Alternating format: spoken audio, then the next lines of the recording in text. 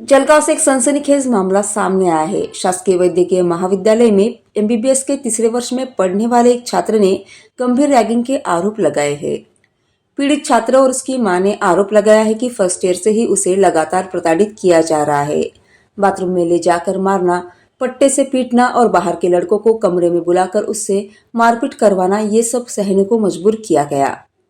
छात्र और उसकी मां का यह कहना है कि कॉलेज प्रशासन उसे मानसिक रूप से बीमार साबित कर घर बैठाने की साजिश रच रहा है, जबकि वे सिर्फ अपनी सुरक्षा के साथ पढ़ाई पूरी करना चाहती है। मामले को तब और गंभीर माना जा रहा है जब छात्र और उसकी मां ने आरोप लगाया कि रैगिंग की शिकायत करने पर खुद प्रोफेसरों ने उन्हें उल्टे धमकाना शुरू कर दिया।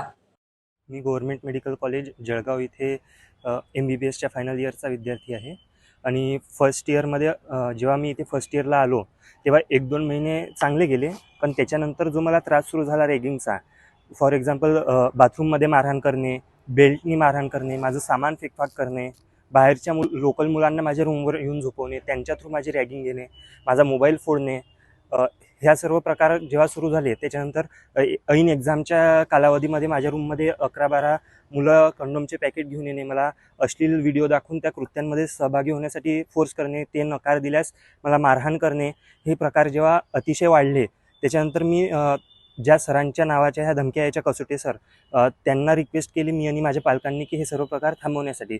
तर आम्हाला सरळ धमकी दिल्या गेली की याला आम्ही घरी बसवू आणि सायकॅट्रीची याला पण गोळ्या घ्यायला लावू आणि तुम्हाला पण म्हणजे पेरेंट्सला पण गोळ्या घ्यायला लावू. आणि याच्यानंतर जेव्हा आम्ही वारंवार ह्या गोष्टीसाठी रिक्वेस्ट केली तेव्हा आमची एक अपेक्षा ही होती, डीन सर जे आहेत गिरीश ठाकूर सर, त्यांना पण आम्ही खूप रिक्वेस्ट केली. तर आमची एक अपेक्षा ही होती की ह्या सर्व गोष्टी थांबतील. पण त्याच्यानंतर ह्या गोष्टी न थांबता मला इथल्या लोकल गुंडांनी पार्किंगमध्ये अडवून तू तू चुकीच्या जागी पार्क केलेली आहे गाडी, याच्यावरून वाद घालणे आणि नंतर तुझे तुकडे करून फेकू, तुझ्या गाडीचे तुकडे करून फेकू, असे म्हणत मला जबरदस्ती डीन ऑफिसपर्यंत घेऊन गेले आणि डीन सर तुला बाकीचं सांगतील, अशा प्रकारच्या धमक्या मला दिल्या गेल्या. आणि जेव्हा आम्ही याच्यासाठी डीन सरांना रिक्वेस्ट केली तेव्हा किशोर इंगोले सर यांनी आम्हालाच उलट धमकावलं की याचं इथे कॉलेजला, हॉस्टेलला, जळगावमध्ये कुठेही काही होईल, तुम्ही तुमच्या रिस्कवर याला पाठवा आणि आम्ही पूर्ण प्रशासन याच्या विरोधात उभं करू, अशा मला धमक्या देण्यात गेल्या. असं म्हणून आम्हाला तिथून हकलून दिलं. ज्याच्यानंतर आम्ही नाईलाज असतो पोलीस स्टेशनला गेलो. पोलीस स्टेशनमध्ये जेव्हा आम्ही रिक्वेस्ट केली तेव्हा पोलिसांनी पण FIR घेतली नाही, तर त्यांनी आमच्याकडून तक्रार अर्ज इन सभी आरोपों को सिरे से खारिज कर दिया गया है। शासकीय मेडिकल कॉलेज के विभाग प्रमुख डॉक्टर योगिता बावस्कर ने स्पष्ट किया है कि छात्र की शिकायतों के आधार पर कमेटी द्वारा 3 से 4 बार उच्च स्तरीय जांच की जा चुकी है, जिसमें इन आरोपों में कोई सच्चाई नहीं पाई गई। याआधी सुद्धा आम्ही वारंवार त्याला म्हणजे त्याच्याशी म्हणजे आम्ही कम्युनिकेशन ठेवतो. जसं की आम्ही रिसेंटली नाही, आधीपासूनच त्याला एक मेंटर टीचर आम्ही त्याला अपॉइंट केला आहे. एक डॉक्टर दीपक शेजवळ म्हणून सर आहे. तर प्रत्येकच विद्यार्थ्याला एक टीचर असं पालक म्हणून आम्ही देण्यात येतो. तर तो त्याला देण्यात आला आहे. तो कधीही त्या सरांशी संपर्क साधू शकतो, त्याच्या अडचणी शेअर करू शकतो. त्याचप्रमाणे इतरही सगळे अध्यापक त्याला आम्ही अवेलेबल आहोत. त्याला काही अडचणी असेल तर तो आमच्याकडे येऊ शकतो. आम्हाला वाटतं की त्याने शिक्षण व्यवस्थित संपवावं आणि सगळ्या विद्यार्थ्यांसारखं तोही चांगल्या मार्काने पास व्हावा आणि तो चांगला विद्यार्थी पण आहे, त्याबद्दल काही शंका नाहीये.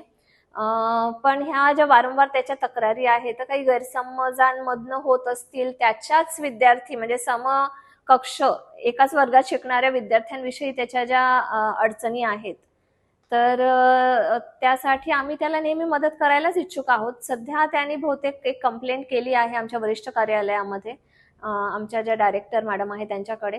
तर त्याविषयीच हे सगळं कंपाईल करून आम्ही रिपोर्ट त्यांना पाठवला आहे की आजपर्यंत केलेल्या कार्यवाहींचा सगळा रिपोर्ट आहे. आणि त्यामध्ये अशी रिक्वेस्टही केली आहे आम्ही अशी की या सगळ्या कॉलेजच्या अध्यापकांवर त्याचा विश्वास नाहीये, तर त्यामुळे वरिष्ठ कार्यालयाकडनं कोणती टीम यावी आणि त्यांनी या प्रकरणात चौकशी करावी. त्याला आम्ही सगळे तयार आहोत. डॉक्टर योगिता बावस्कर, विभाग प्रमुख, जनऔषध वैद्यकशास्त्र विभाग, GMC जळगाव। कॉलेज प्रशासन का कहना है कि उन्होंने अपनी रिपोर्ट वरिष्ठ स्तर पर भेज दी है और यदि उच्च स्तर से किसी नई समिति द्वारा फिर से जांच कराई जाती है तो वे उसके लिए भी पूरी तरह तैयार है। अब देखना ये होगा कि इस मामले में आगे क्या कार्रवाई होती है। Zaki Ahmed, Khandesh Times News, Jalgaon.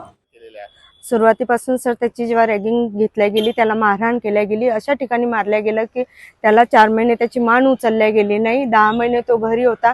वारंवार डीन सरांकडे गेलो, पोलीस स्टेशनला गेलो. डीन सरांकडे गेल्यानंतर कॉलेजमधल्या ओसी आम्हाला दिल्या जात नाही, कारवाई कमिटी ज्या बसतात त्या कमिटीचे अहवाल दिल्या जात नाही.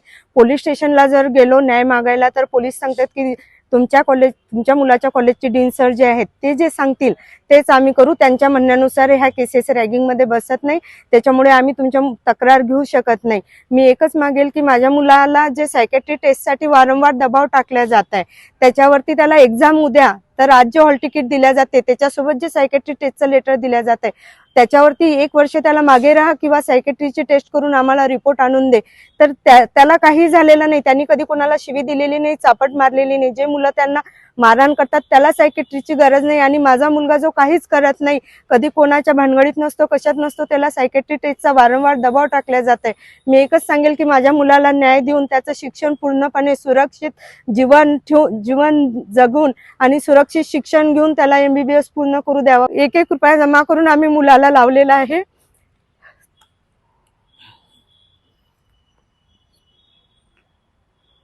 खूप बिकट परिस्थितीमध्ये मुलाला शिकवलेलं आहे. दोन्ही मुलांना शिकवताना अनेक अडचणी आल्या.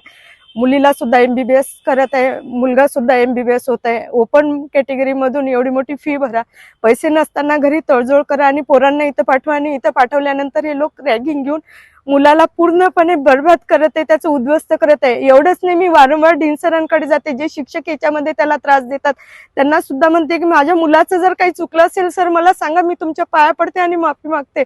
फक्त त्याला जो हा त्रास देऊन राहिले तुम्ही लोक, हा त्रास थांबवा, त्याचं शिक्षण त्याला पूर्ण करू द्या. आता एकच मागेल सर की माझ्या मुलाला न्याय द्यावा आणि त्या मुलांवर योग्य ती कारवाई करावी. माझं नाव मिसेस भारती सुनील देशमुख.